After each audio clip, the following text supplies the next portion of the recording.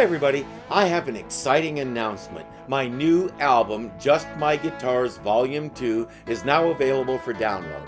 I cover old and newer rock songs using only guitars and only the guitars I own. You can download individual songs or the whole album from Amazon, iTunes, Spotify, Deezer, and a few others that I can't think of at the moment. Links to those are in the description, so go check it out. And most of all, enjoy. This album has even more than Volume 1, so feel free to check them both out. And now, on to the video. Hi, I'm Irving. Welcome to Kato and his passenger. Two gangsters are waiting for the Green Hornet. They're going to bring him in on a job they're planning. Hold it.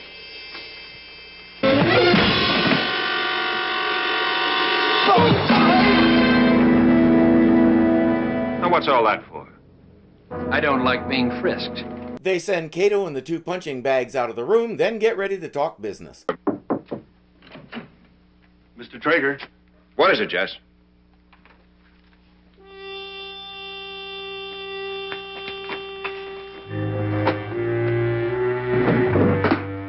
Got this creep nosing around outside.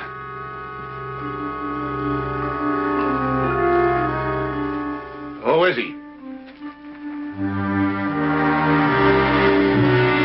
Was there any question who it was going to be? The Green Hornet identifies him and says, "I'll take care of him." The others object, so they play high card to decide who deals with him. Unsurprisingly, the Green Hornet wins. What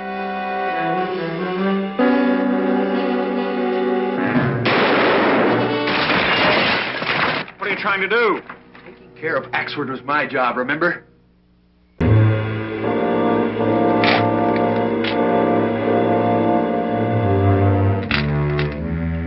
He's dead. The following week, Mike was replaced by a hot surfer-type cub reporter to try and appeal to a younger crowd. Within a month, people at the Sentinel were saying, "Mike who?" The next day's Sentinel lists Mike as missing and feared dead. But in among the details, Britt planted a little tidbit. As publisher of the Daily Sentinel, I have in my possession a signed affidavit, signed by one of the conspirators, naming the man responsible for Axford's probable murder. As soon as this statement can be verified by the Sentinel staff, it will be turned over to the District Attorney, Frank Scanlon. Of course, there is no affidavit, but he shows Frank something even better on his closed-circuit TV. Why, that's Axford. That's right. But the paper said he was dead. That's for Traeger's benefit. And Steve Gant. Well, where does Gant fit in? Mike blundered into a top-secret meeting. The big boys were forming an alliance. They invited the Green Hornet to join. You were there? Luckily for Mike, we were. So Traeger missed, and Mike just knocked himself out, falling out the window. Why is that not difficult to believe? Kato pronounces him dead, and Mike lives to nurse another headache. How long do you want to keep him here? If my plan works, you'll be free tonight. His plan involves using Mike to create suspicion and drive a wedge between the two gangsters at the right moment. And since it's a half-hour show, he only has until tonight to do it. Gant is on his way to the meeting.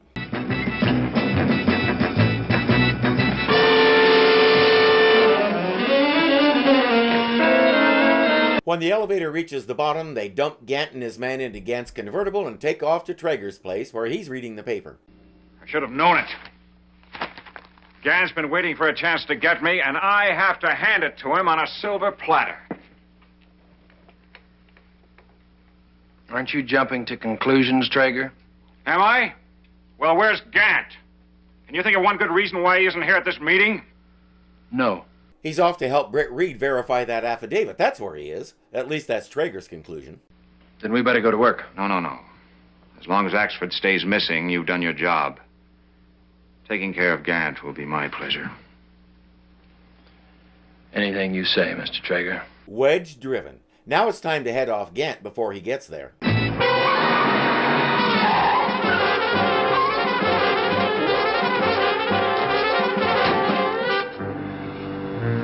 Mr. Hornet.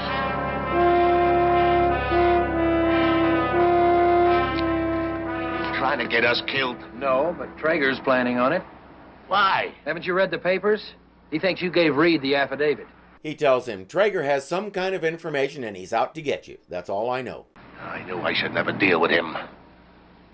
Well, Thanks for the warning. I hate to see a good thing go down the drain.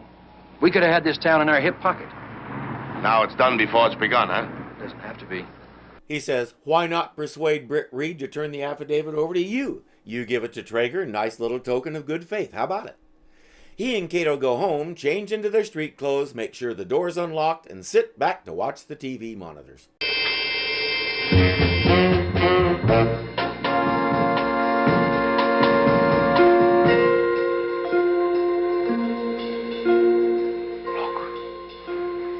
It's him.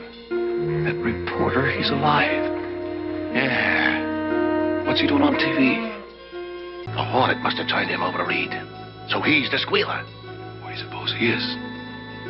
Somewhere's in this house, probably. We gotta get Traeger out here. Let him see for himself. I ain't the one that double-crossing him. It's the Hornet. At an oddly convenient time, Kato takes a phone call. Hello. Oh, yes, Mr. Reed. Axford? He's fine. No, nothing so far.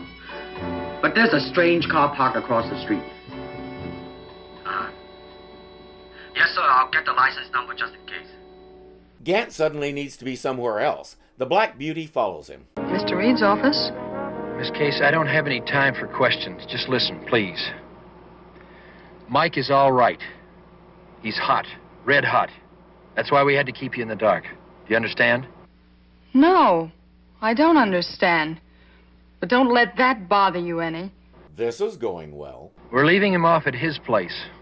He probably won't come to for hours, but if he calls in, tell him to stay put. We don't want anyone to know that he's alive. All right? Yes, I got the message. Shall I repeat it? Thanks a lot. You know, deep down, I think she's okay with it. What did she say? She's furious that we didn't tell her the truth about Mike. She's furious. Wait till Traeger finds out. Gant is explaining things to Traeger. The Hornet knocked your gun, remember? That chauffeur was faking when he said the guy was dead. Then why did the Hornet turn him over to Reed? Well, so he could split us up. Isn't that what you're trying to do, Gant?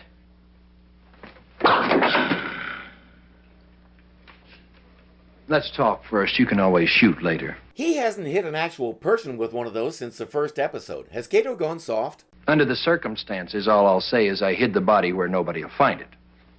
You ain't gonna believe that, are you? It's a lot better than your story. Or do you believe in ghosts, too? I'm telling you, I saw that Axford guy, alive, Where? at Reed's. Well, then let's go to Reed's. I'd like to see Axford for myself. They search Reed's house and find nobody. Gant is baffled. The TV. It showed him in a room somewhere. Well, in that case, he's still got to be there. Let's see.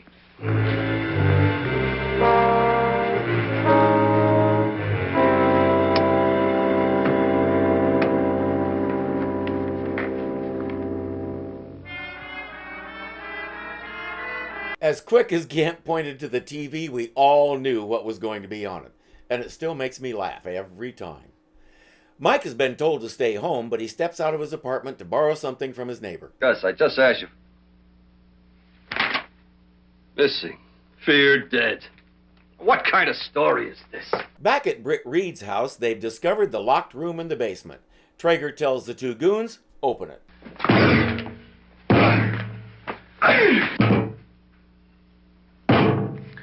Excuse me, please. Let me.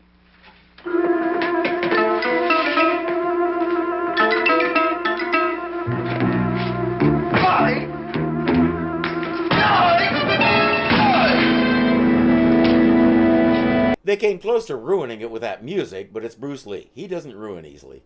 Obviously, there's nobody in the room. Traeger has seen enough. Now listen, Traeger. Why should I sing to Reed, huh? If I wanted out in this deal, I'd have gotten out. You are out. Way out. Take him upstairs. Forget it. Upstairs. I have a feeling this could be the end of a beautiful friendship. Mike is hopping into a cab. Let's see how many ways he can screw this up. Gantz and Traeger's men are pounding each other while everybody else stands around and watches.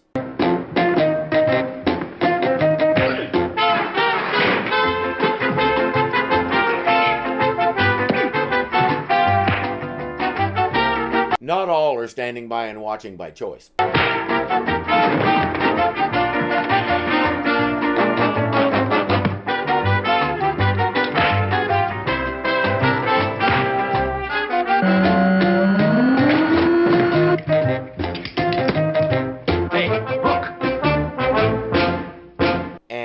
why did he do that?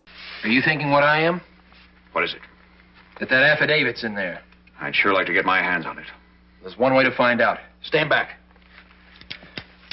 The Hornet sting opened the safe, incinerated everything inside it, and they all gathered around to beat the stuffing out of the Green Hornet. Kato joined them. Hey, here it is. Who signed it?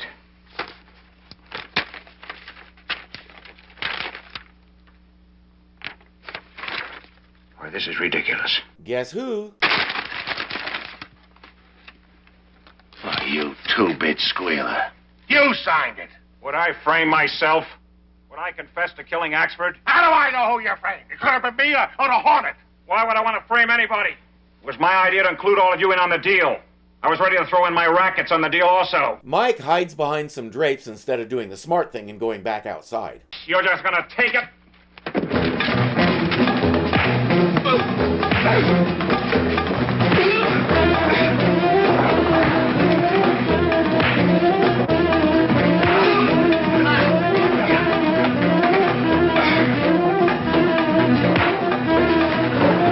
It's about time for Mike to step in something odious.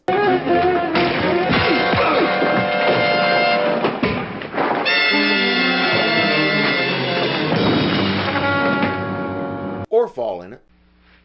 He ain't dead. No, he's only knocked out. There it is, Traeger. The double cross. And it ain't you, and it ain't me.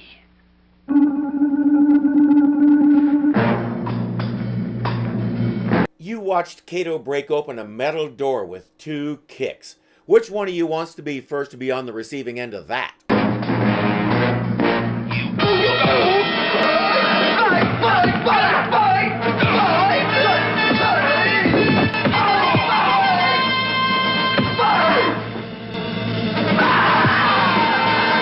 Oh yeah, that other guy does some stuff too.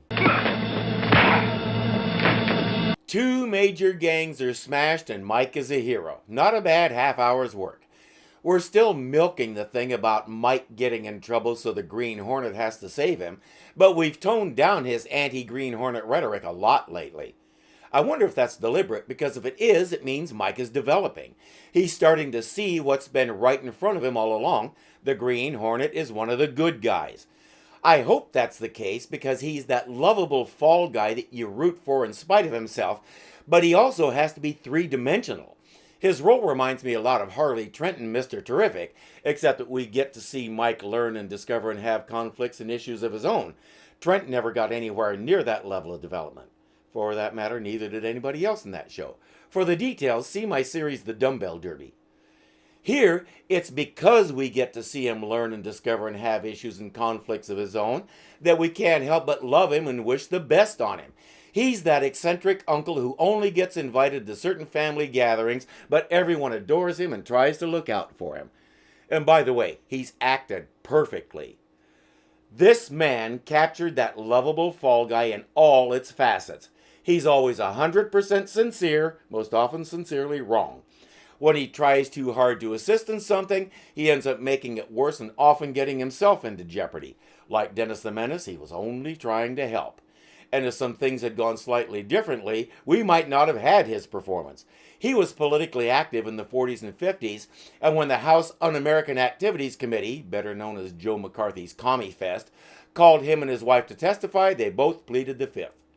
Hollywood immediately ostracized both of them for many years. Thankfully, the ban was lifted in time for him to give us this, and hopefully for his absurd experience to teach us something. Until next time.